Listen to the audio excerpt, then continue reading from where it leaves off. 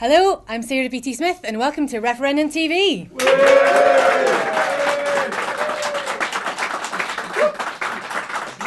Thanks to our small but perfectly formed studio audience. And we've got a great show for you today. We're going to be hearing about the Radical Independence campaign's mass canvass. We've got Patrick Harvey, co-convener of the Scottish Green Party, Joanna Cherry QC, who's going to be talking to us about the Constitution, and Tony Giuliano and Duncan Hothersall, who are going to talk about the yes and no sides of social justice. Joining me to talk through all of that is Leslie Riddick, who's hot-footed it from Stonehaven. Yeah, not this morning, I hasten to add, because that would have been quite an achievement. No, I was down and had a very, very good meeting there last night, which resulted in me getting yet another badge, which is Quines for Independence. Isn't that nice? Just in case anyone is not of an age that remembers that, this is actually referenced back to Harpies and Quines, the scurrilous rag which was once prosecuted for passing off as Harpers and Queen.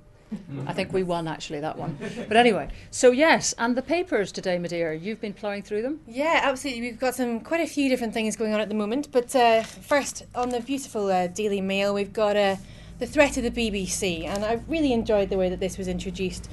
Families face missing out on their favourite TV and radio shows if Scotland leaves the UK, a former Director General of the BBC warned last night. The Guardian puts it slightly differently by saying we'll make deep cuts if Scotland leaves to the BBC. What do you reckon, Leslie? Do you think it's empty threats? I don't know how many people heard Margaret Curran on this morning. Did you on Radio Scotland on this one? You need to get up, folks, 8 o'clock. That's when it's all happening on the radio. But anyway, she was on, and then Blair Jenkins was on. Blair actually was my boss at one point in the BBC, and some of you may know I worked for the corporation. I just think this was one of the weakest sets of criticisms that there's been, actually, from the Better Together side, and this is something that Blair had put. I mean, there's quite a stunning array, actually, of good examples of how small nations manage their broadcasting really pretty well. And actually, Radio Scotland put many of these points to Margaret Curran. RTE, I think it was something like 18 of the top 20 programmes rated by viewers in Ireland are RTE-produced programmes. Now, that's the kind of thing you get when you begin to have your own programme base, your own production base, and the ability to really delve into issues in a kind of confident way.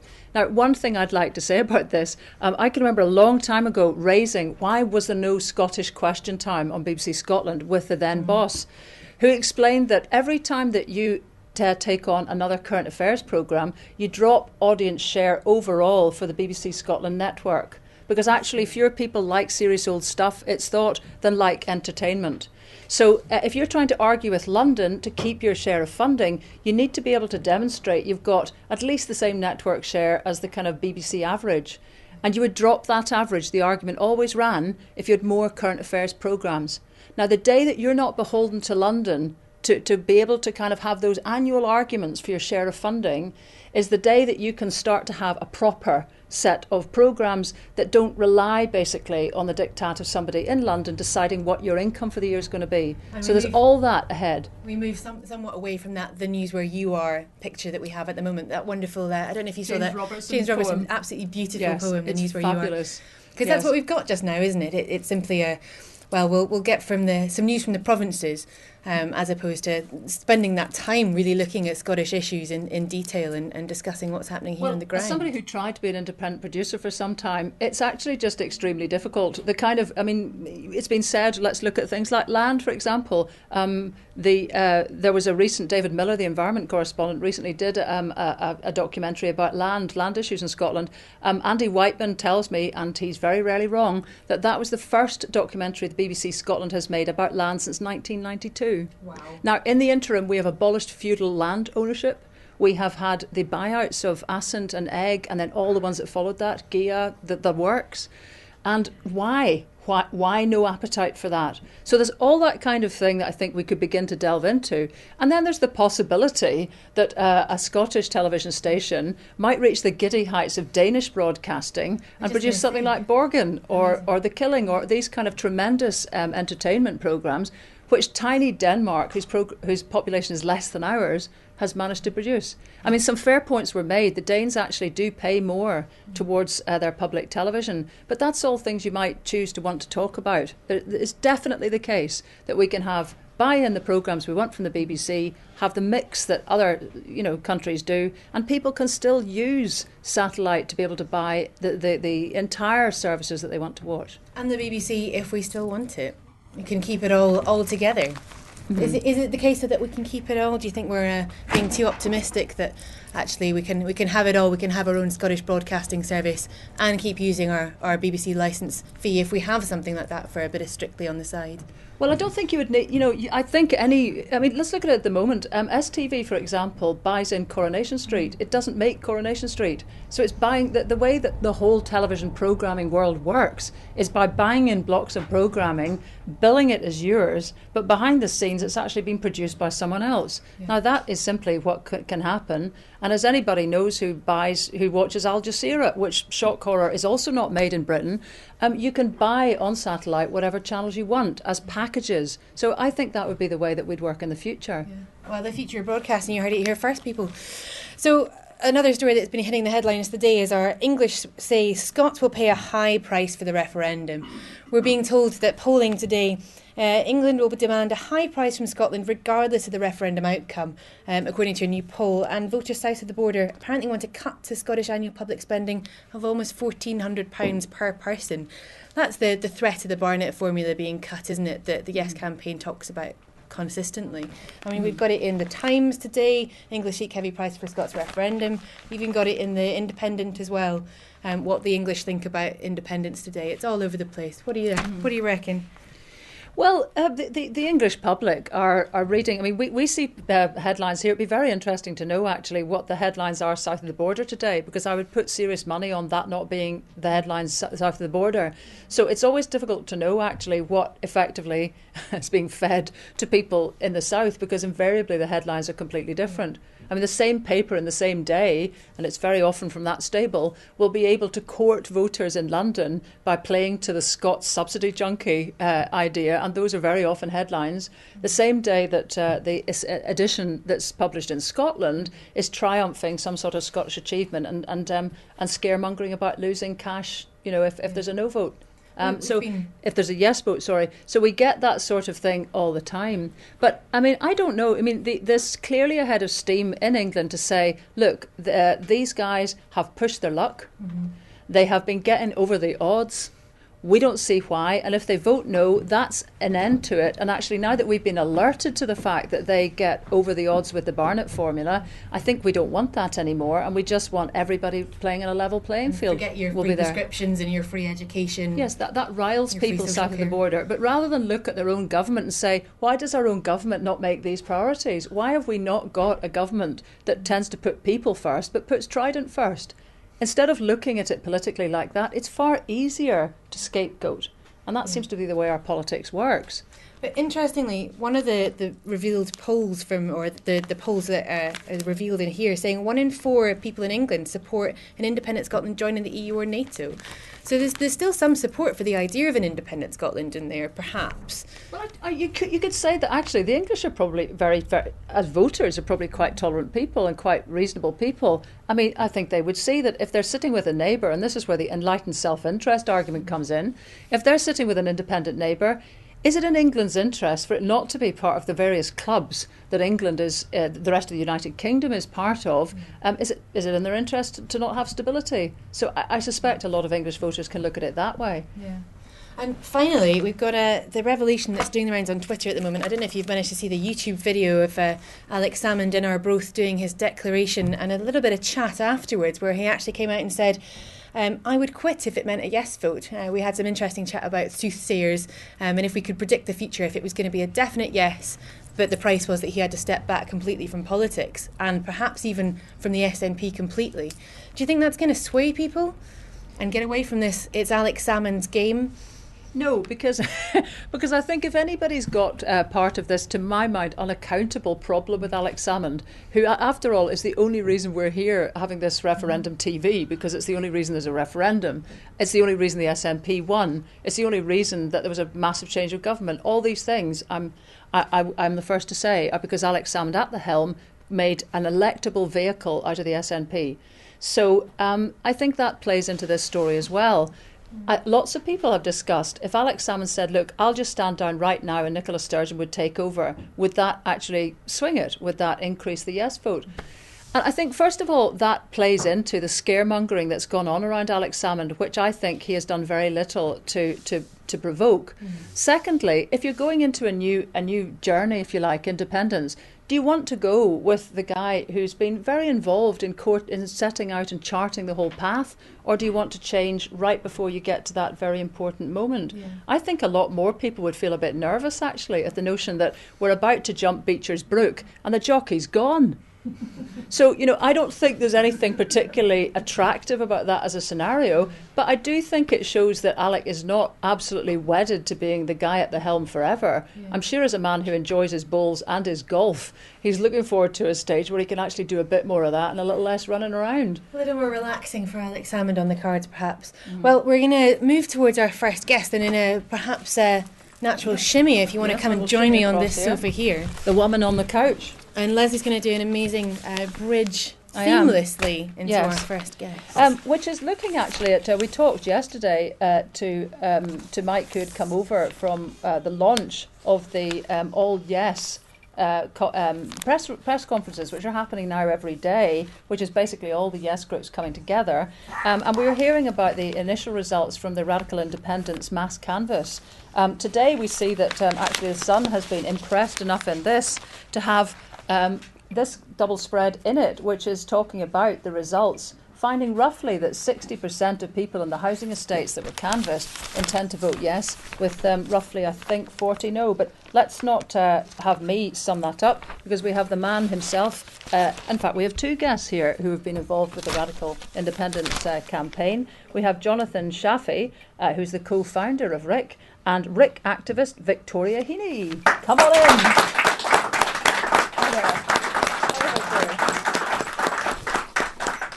Wonderful selection of badges you guys have. Isn't it? Victoria, what is your badge there?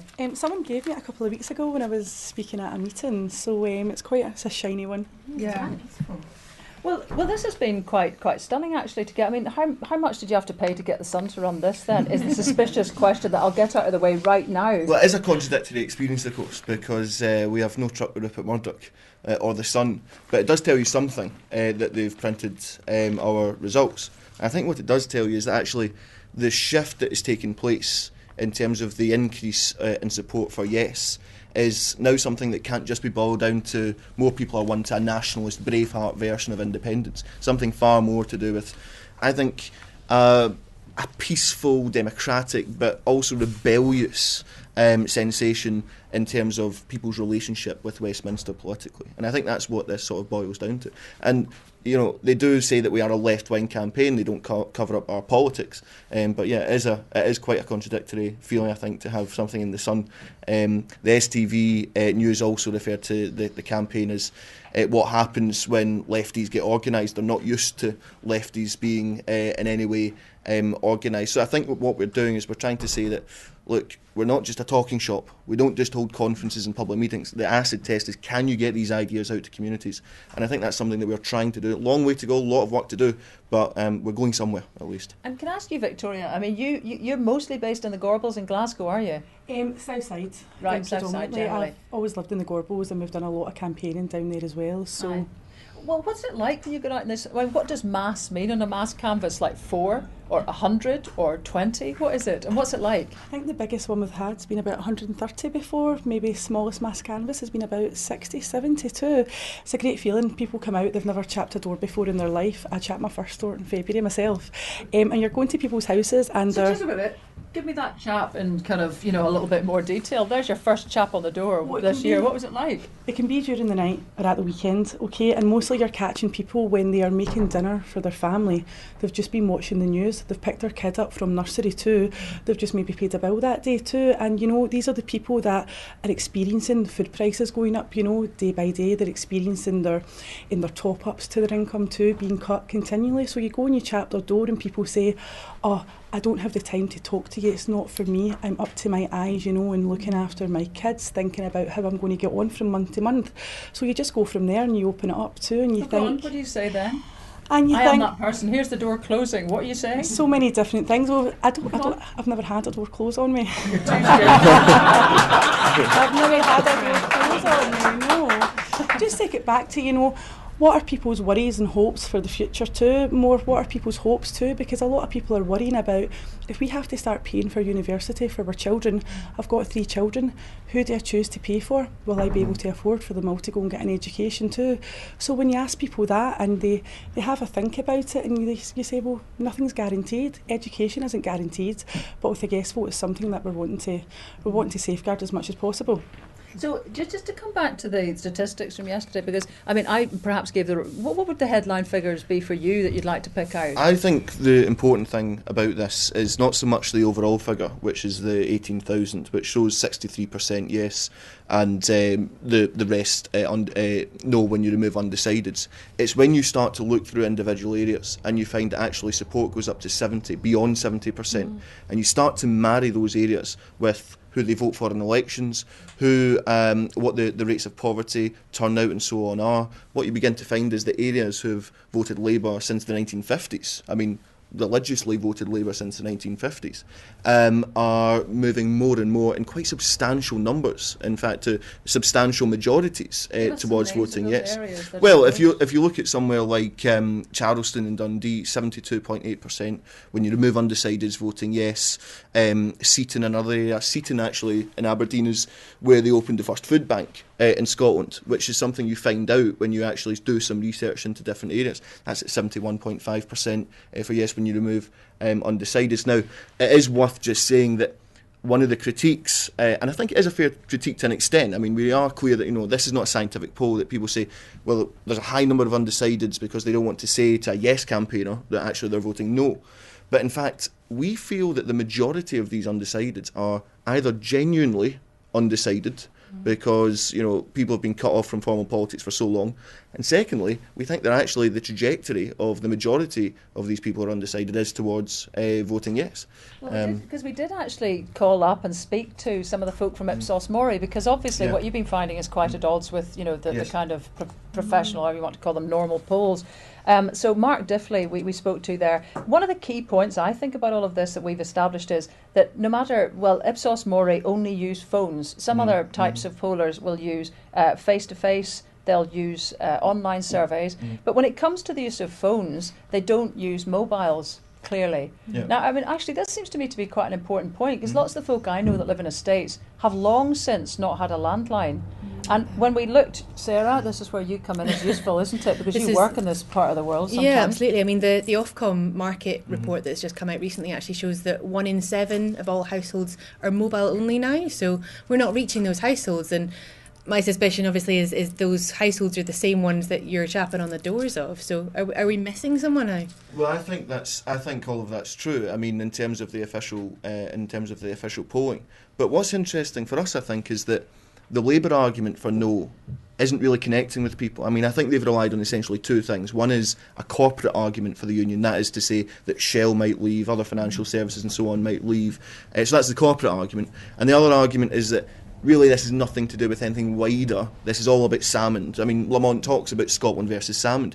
And I think the combination of those two, none of them connect. None of those arguments really connect with people's concerns, which are about austerity, privatisation, cuts, the fact that the local library shut down, that they've now got food banks where they never had before.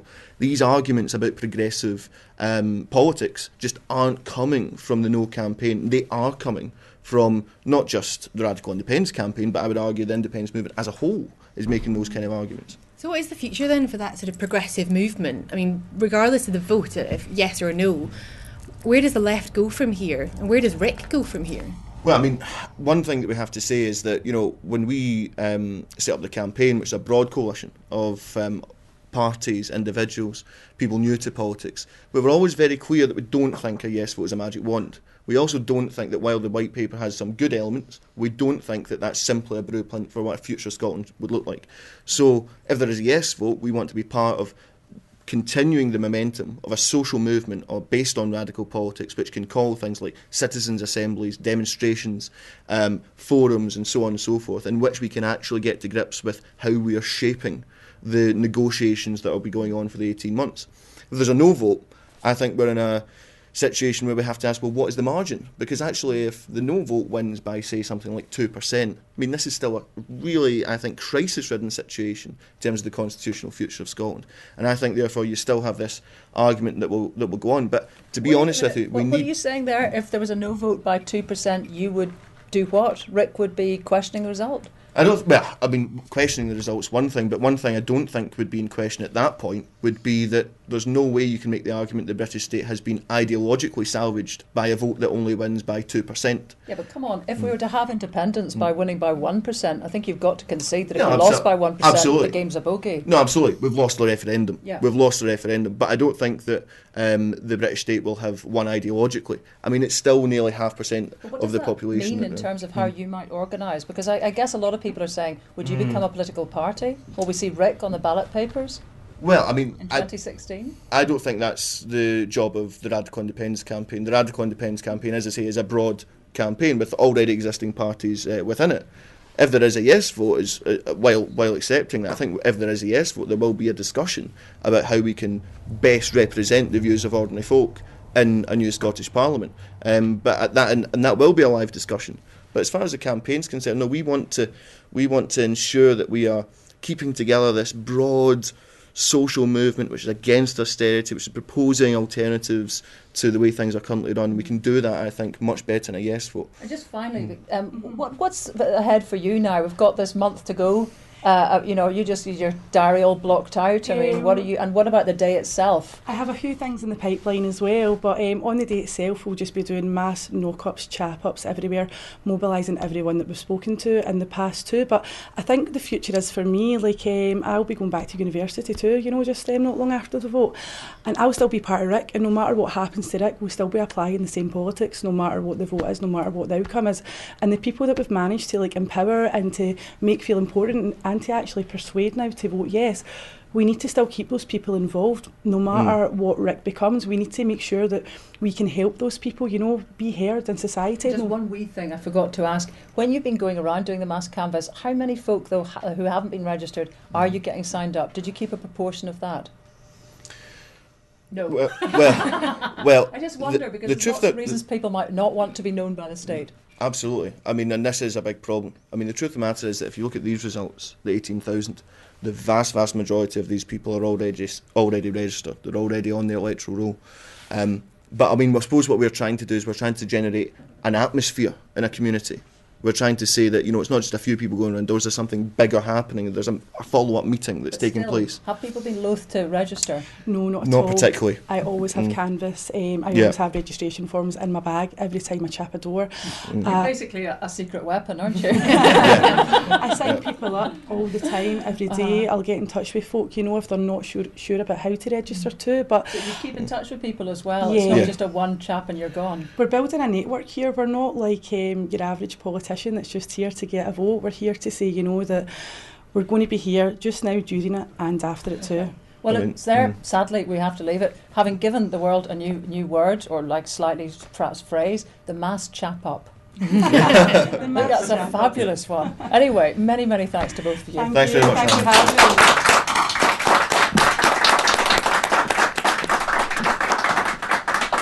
So, talking of mass canvassing and campaigning and getting out there on the left, we've now got Patrick Harvey, who's co-convener of the Scottish Green Party. So, come on out, Patrick.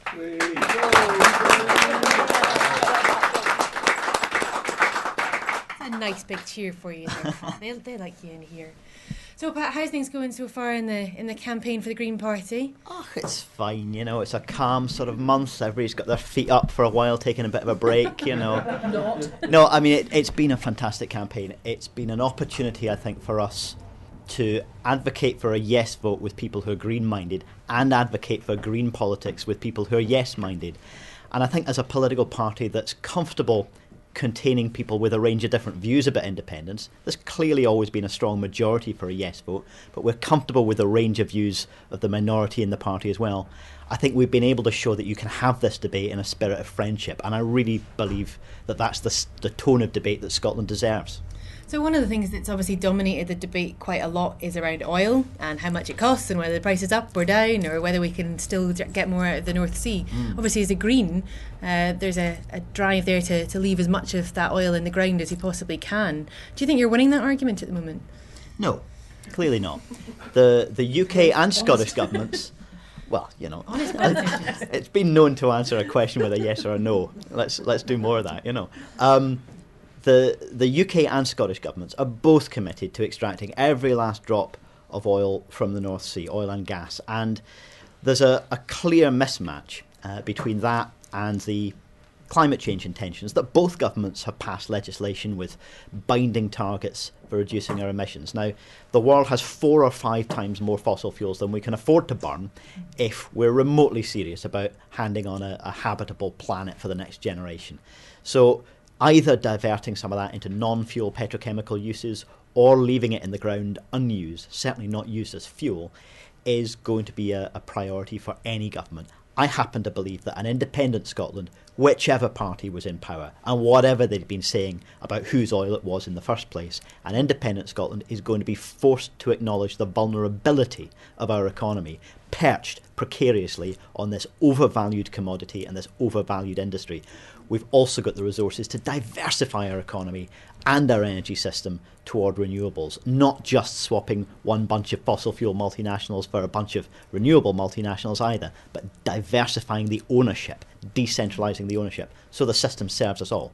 You mentioned there, sorry Lindsay, but you mentioned there about multinationals and the corporations that come in. Surely one of the arguments that's often levelled at Greens and at pro-independence campaigners is that actually a smaller nation is more vulnerable, if you like, to big corporations coming in, big corporate interests basically taking over, and that kind of neoliberal economics really taking hold.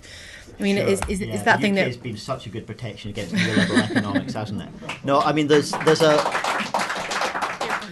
Okay, you know, some folk on the other side might consider that kind of comment glib, and maybe it is, but we do need to recognise that we've got a broken political and economic system. You know, whether that's around policies that some in the SNP might have supported, around bank deregulation, for example, whether it's around policies that have always been promoted at UK level and in other European countries and the Western world more generally. We've all got to try and change track. We've got to find ways to create space for a new economy that's already rising. But I genuinely believe that outgoing economic system doesn't need to be overturned because it's already crumbling. And a new economy is going to arise which has much more peer-to-peer power, much more in the way of one-to-one lateral economic relationships, and a proliferation of smaller industries and smaller businesses, as well as community and public sector taking a role in a range of industries as well. That's what is possible. And like Johnny was saying, this isn't a magic wand, this isn't a guarantee, but it's what becomes possible with independence. And yet you hear from a lot of people's questions, and those people who are undecided as well, you often hear in the question the kind of idea that basically jobs come in a pipeline from London. Now, I mean, to me that actually is a kind of demonstration of the dangerous dependence psychologically that we've grown to have.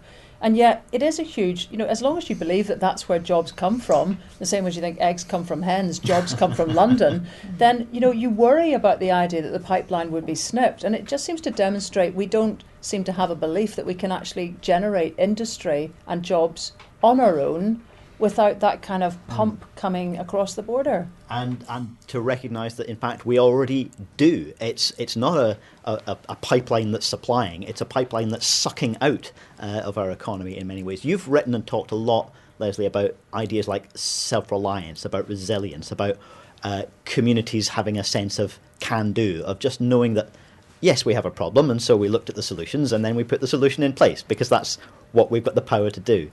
And issues around ownership are central to that. If you feel disempowered because somebody else is controlling every aspect of your economy, then it becomes very, very hard to see your way through to the solutions. A tough question, because actually, at the moment, since land is owned by and large by landowners and not by the people, the whole wind kind of bonanza, if you like, has largely gone into the hip pocket of millionaire landowners. Sure. And that ain't tabloid headlines. That's Absolutely. Just factual. And we see, for example, a land value tax as not just a way of replacing council tax with something a bit fairer, but a way of decentralising land ownership, because a land value tax would not only recoup public investment for the public purse, it would give incentives to start decentralising the land ownership. People would not have an incentive to own large amounts of land that they're holding back from genuinely productive economic activity. But I mean, whilst that's fine, you ain't the government. And I notice when I've been going around, myself, maybe you find this, when you go around to meetings, lots of people will say, well, that's great to have a kind of, a thought that the future would be a much more decentralised, community-led, social justice oriented kind of world. But where's the evidence that the current government has that sort of trajectory? I think some of this comes down to the questions about accountability after the vote. In either scenario, a yes or a no vote, particularly if it's a narrow margin, whoever wins with a narrow margin will be playing a weak hand in the negotiations that come. The question about accountability, the rest of this movement, holding the governments, both governments, to account, making sure that public pressure that's built up through this incredibly engaging, reconnecting public debate, national debate that's gone way beyond politicians and parties and parliaments, making sure that we retain that energy, retain that involvement, and make sure that politicians, large and small, powerful and less so, are held to account, so that there are two questions in the referendum. Right? One is printed in black and white on the ballot paper, should Scotland be an independent country? But the second question is, what kind of country do we want to be? That question has to stay alive after the vote, after the result is counted. That question has to stay alive, and we have to find ways to retain and continue to empower this reconnected population, because nobody can doubt that Scottish voters are more engaged with politics than have been for a long time. Yes, we need to keep hold of that. We could do our mastermind special question on just anything, any aspect of democratic policy. It's extraordinary. But just one last question before Sarah chips in with her thoughts again. Energy policy generally. I mean, we've heard from Better Together that the renewables industry would be threatened by independence because, once again, the money that's coming flooding over the border, supposedly, for investment in the kind of expansion that would be needed to go offshore, to get marine renewables working and so on, that kind of investment would dry up and all our renewable energy supplies are subsidised. There are swings and roundabouts. I'm not going to deny the swings, but I do want to remind people about the roundabouts. Look, the investment in renewables is done across a UK-wide market, absolutely. And so is the subsidy for decommissioning nuclear power stations, most of which are south of the border, for example. So we are getting some benefit from being part of the UK in terms of renewables. We're getting a huge burden of cost from being part of the UK in terms of decommissioning old nuclear power stations, which is a vast bill that the UK has been landed with. So there are swings and roundabouts here.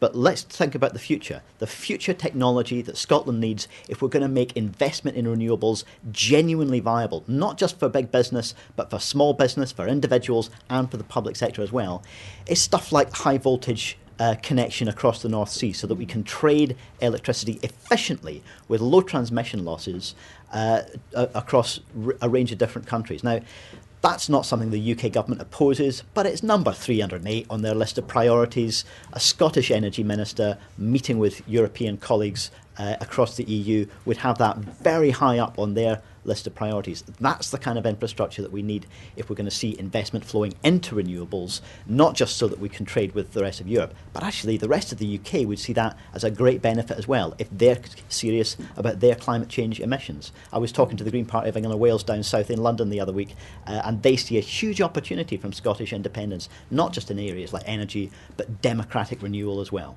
Yeah. I just wanted to pick up really quickly at the end on a complete change of tack about what next. After the vote, I mean, we're looking at somewhere in the 40s or perhaps the 60s, depending on which poll you look at for yes just now. But either way, there's surely going to be negotiations. Yeah. Where does the Green Party sit in that? And longer term, is there room for a red-green coalition taking on from Rick? I think what Johnny Shafi talked about a few minutes ago, I think he used the phrase a peaceful, democratic but rebellious spirit.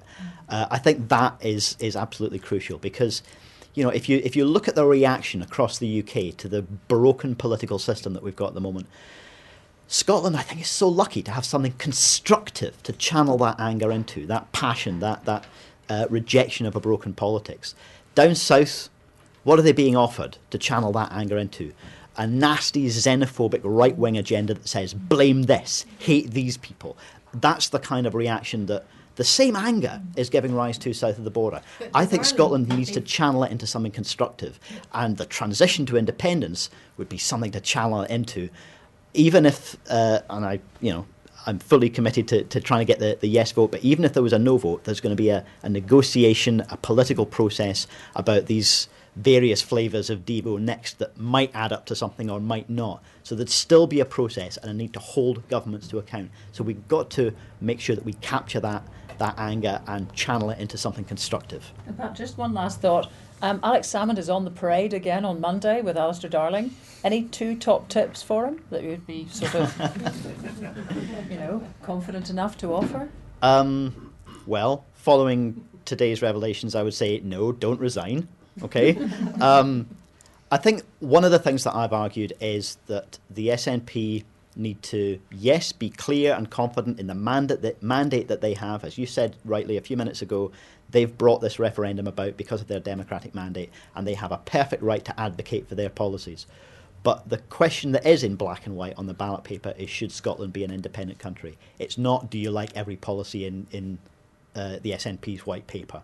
That is their vision of Scotland. Playing it on Monday. I think he needs to make sure that there are ways of broadening the appeal of independence beyond people who simply subscribe to his position on corporation tax or on the currency or anything else. He is absolutely entitled to advocate for his position and to advocate for it forcefully, but he needs to recognise that the campaign goes beyond that vision.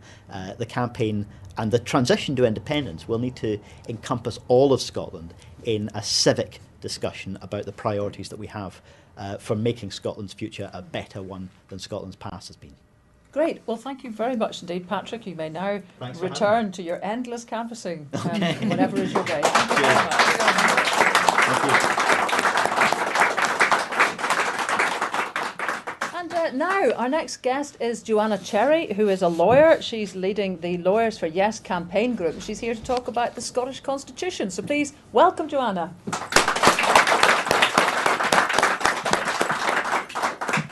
Now, I'm reading these things in the way that journalists always do, who don't really know that much about the law, but feel that these sound like extremely serious things that you have done. You were the lead counsel for Scotland's Lord Advocate, which I imagine is a pretty chewy job.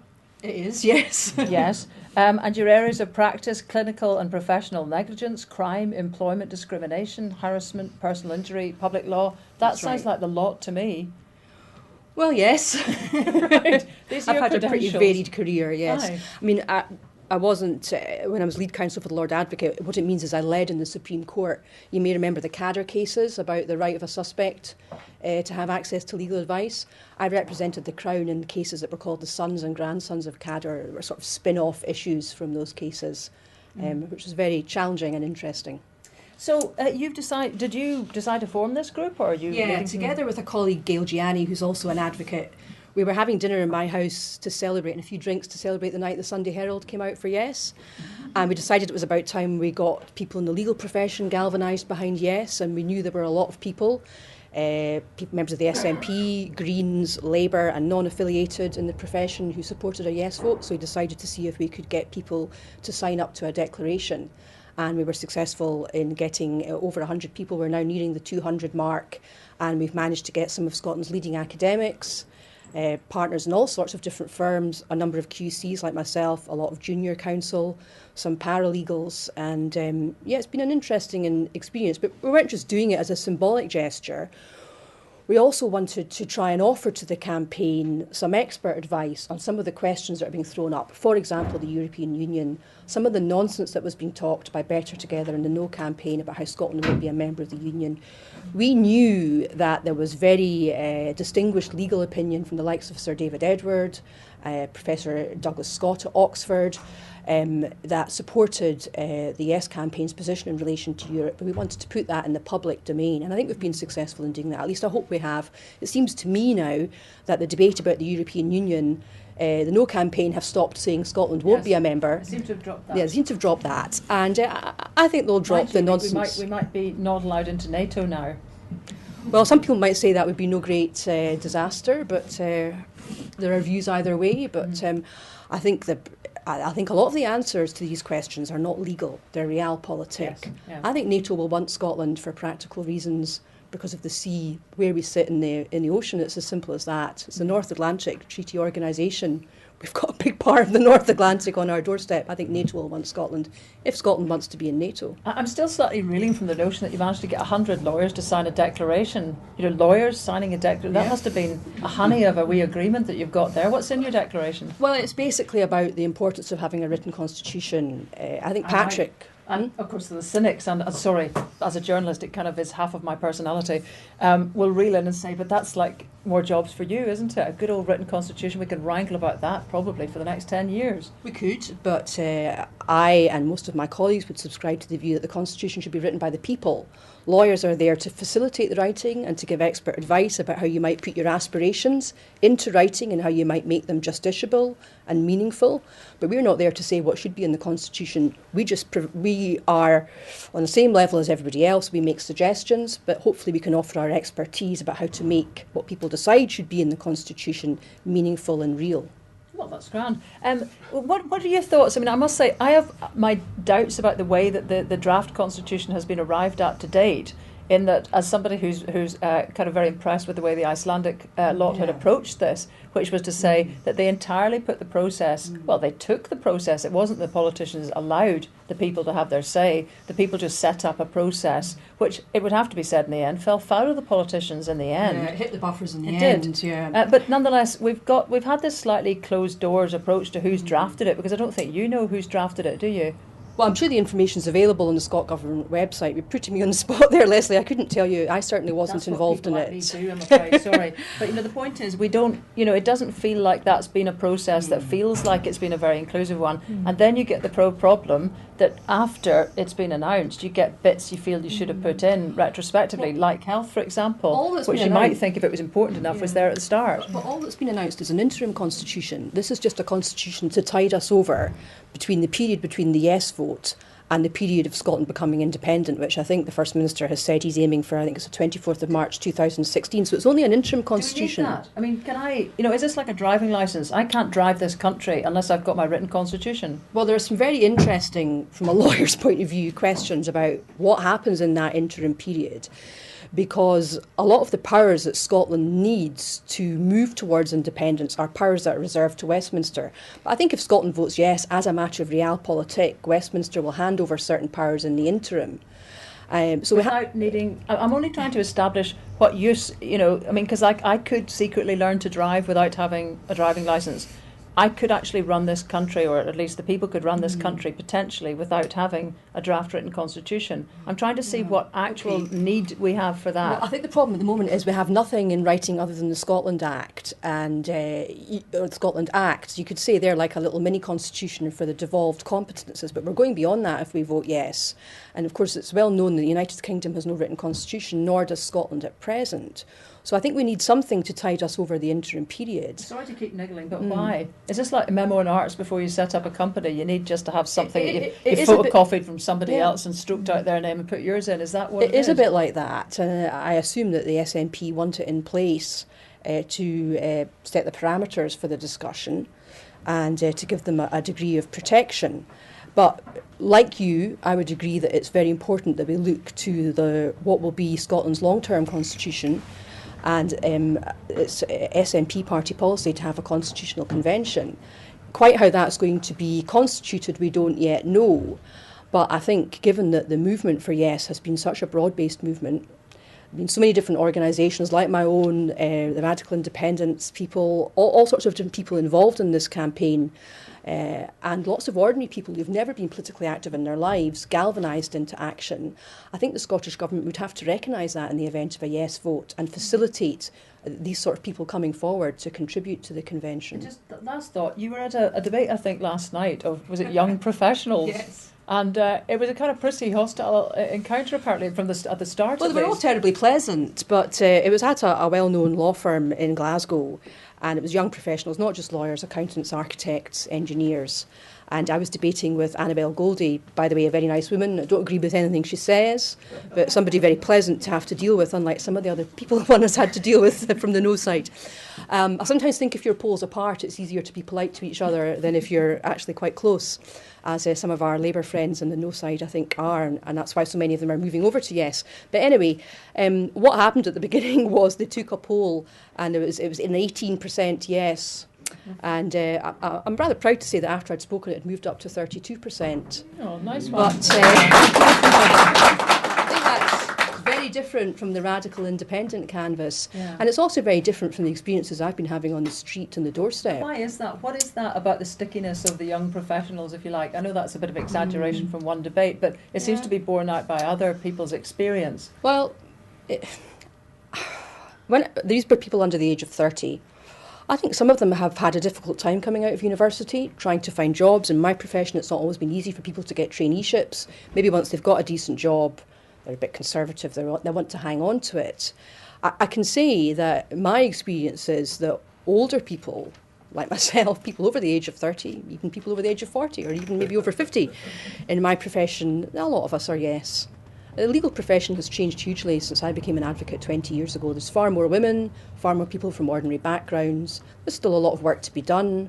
I'd be very interested in talking about how we make up the Constitutional Court. I know we maybe don't have time for that today, but I think we need to tackle what has perhaps been an innate conservatism in the Scottish judiciary and look more at how we appoint judges, what their backgrounds should be, maybe cast the net wider and bring academics in. But, I think polls have shown that I think amongst the middle class now in Scotland, it's more than 40% yes. So things are changing. I wouldn't be too disheartened by what happened last night, although I was a little surprised. Well, good luck with your mass chap-ins of the young professionals to get all our vocabulary together in one. Thanks very much to Joanna Cherry. Thank you very much.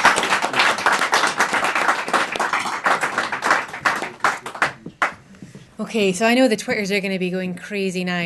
Next up, we've got two people who are quite often debate in the world of social media, but have significant lives beyond that. Tony Giuliano's from Yes Scotland, and Duncan Hothersall is a Labour activist and vlogger.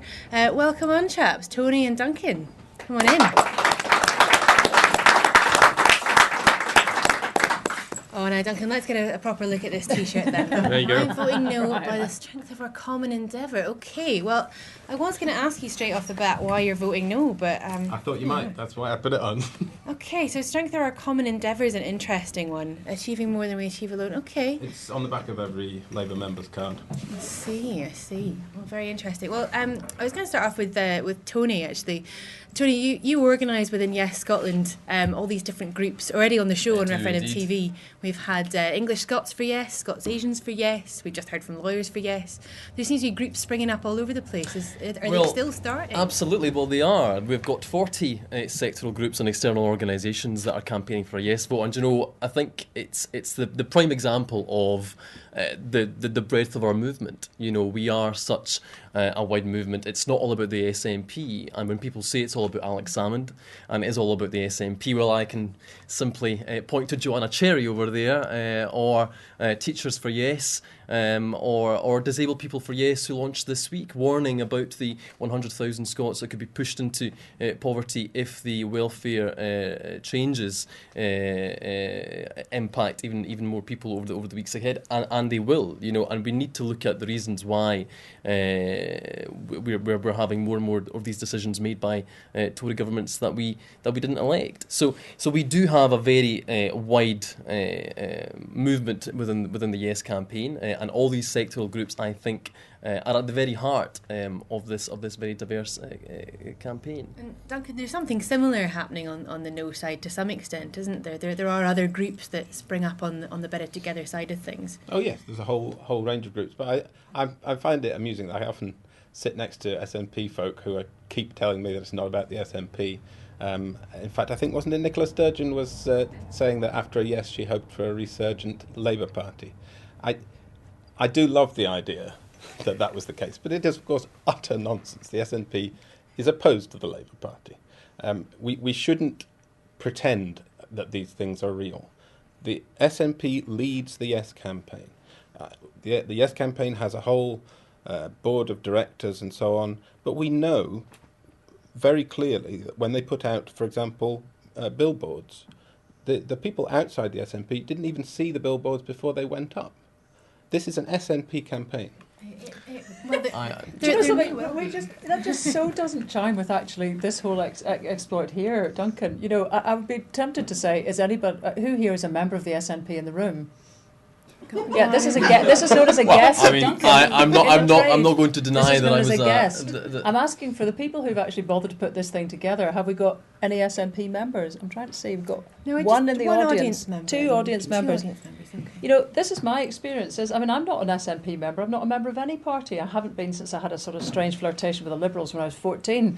But you know, since that moment, I have kind of, you know, I must say, it seems to me it's the thrawn, the cussed, the kind of independent-minded that I keep encountering all the time. And so I'm sorry to have butted in there, but it just so doesn't fit with my experience of this at all. My point was in response to being yet again told that it's not about the SNP.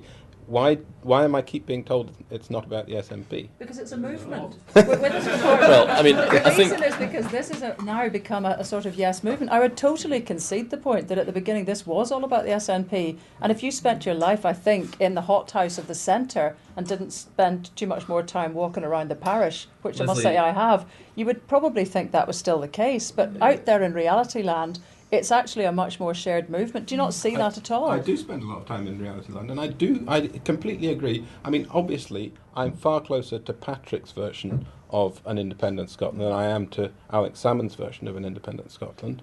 And I think there are people from across different parties who believe in a yes and believe in a no. What my point was about was simply that the Yes Scotland organisation is led by the SNP, and we can argue the toss. It's fine. I mean, Dennis Canavan is certainly not the SNP, and you know the fact the point about all these groups is it's not like I'm going out there looking for all these teachers and firefighters and health workers. They're actually coming to us. There's people who are saying to us, you know, Joanna Cherry, for instance, in our team at Lawyers for Yes, came to Yes Scotland and said, look, we're a group of professionals within the legal profession, and we want to set up Lawyers for Yes. Do any of these groups actually need you? I mean, no, they don't need me at all. Because it strikes me that most of the groups have set up without asking HQ for permission. I mean, a lot of you know, Rick, Women for Independence, Christians for Independence. A lot of these groups actually existed before Yes Scotland.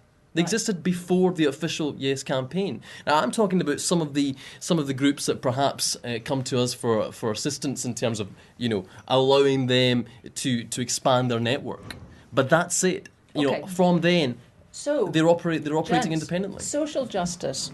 Because I can sense that we'll end up having a rammy about this until the cows come home, and actually it's only an organisational aspect of things, whereas really what should be more important to discuss is the future of people's lives. So social justice, gay rights, these kind of issues, both of you are interested in. What would make it better or worse with a yes or a no vote? Duncan? Every successful campaign I've been involved in, from equalising the age of consent through repeal of Section 28 through to civil partnership and equal marriage, has been achieved by bringing people together, not dividing them. For me, this is a very simple difference. The Yes campaign is about dividing people along geographic grounds. The No campaign is about keeping everybody together to fight together for the same outcomes for everybody together. How do you feel that's going so far? I think we've just won equal marriage across the UK. We got civil partnership across the UK, going pretty well. Yeah. It wasn't across the UK, it was actually the Scottish Parliament that looked at equal marriage first. Then the UK Parliament decided to rush through the legislation. We took our time and have. I think the quality. You would agree that the Equality Network would also say the same. That our legislation is more robust. We took more time to look at the legislation. We had a longer consultation period. It was the Scottish Parliament that looked at that first. Okay, the UK Parliament gave us a bill first, but I think that we have a much more robust equal marriage bill here in Scotland. So Scotland was given the opportunity to lead, and I actually want to say something about LGBT issues because I'm proud that the Scottish Government was flying the flag outside St Andrew's House during the Commonwealth Games. I think that was a very bold message. It was a very strong message about the country that we are and about the country that we can be if we are an independent country, because I don't accept, if you look at the LGBT group of Better Together, they bang on, they talk about all these embassies, the UK embassies across the world that have been championing LGBT rights across the globe. In 42 of the 53 member states of the Commonwealth, gay relationships are actually criminalised. So what has the UK done through its embassies, really, to promote LGBT rights? And I think if we had the opportunity... That's a classic argument that we just keep running up against. The problem I have with this conversation is we agree on almost everything. I'm absolutely confident of it. But we throw up these artificial barriers. What has the Union done to prevent horrific homophobia across the globe? Its best. Now, it's failed in a whole load of areas. The UK has a horrific empire past.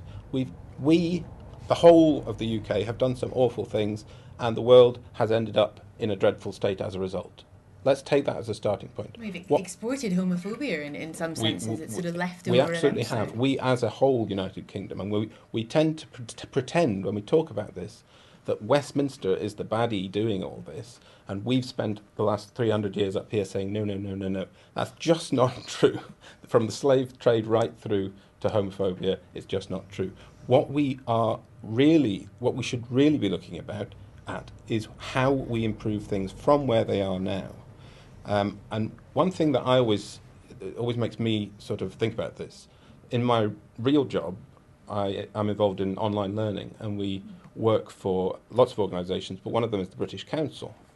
Now, the existence of the British Council is a knock-on effect of the British Empire and Commonwealth, and it basically promotes cultural improvements across the world, or certainly promotes British culture across the world, and it does things like bringing school teachers together and exporting positive social values across the world. So we too often see it as imperial. Look, I think it isn't. Duncan, our basic asylum system is failing LGBT people from across the world. I agree.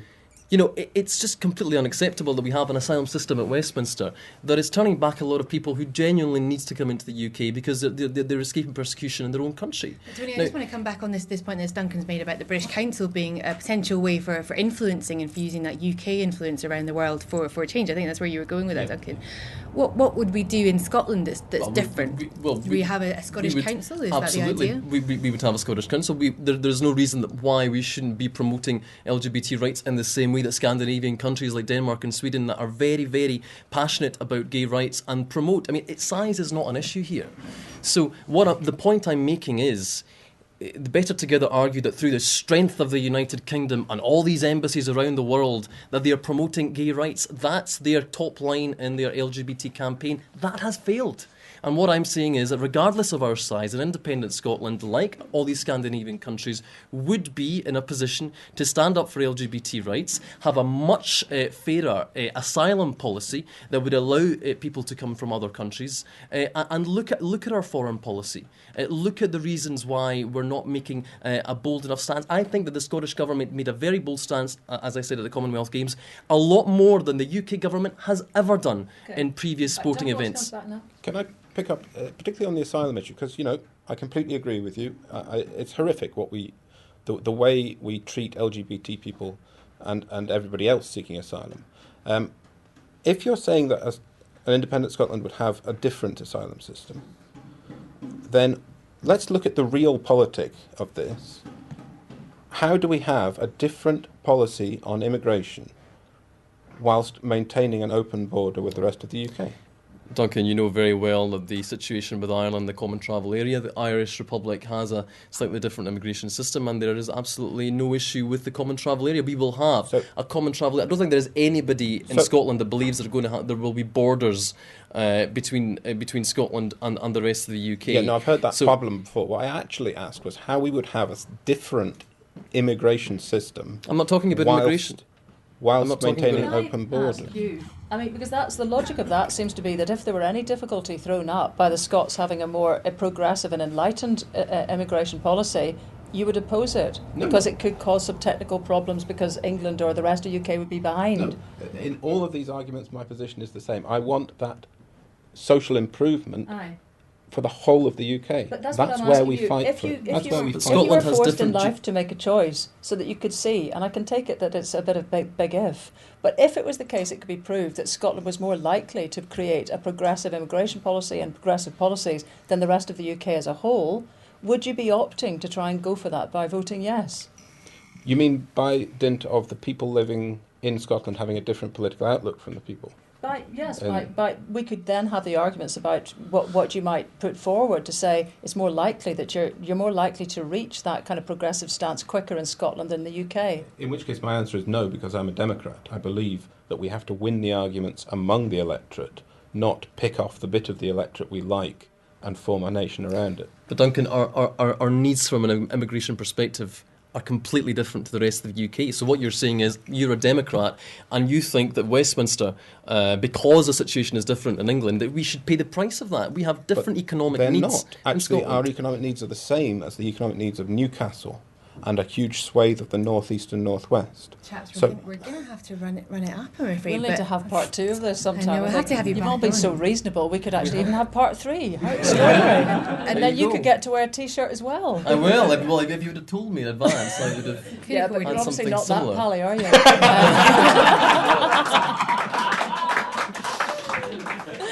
Well, anyway, that was very, very interesting indeed.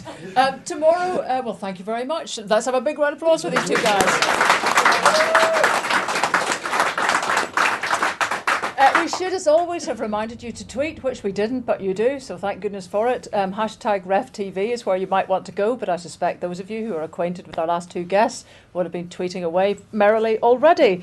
Just to let you know that tomorrow we have the founding member of Women for Indie, that's Susan Stewart, and Selma Rahman, who's also from Women for Independence.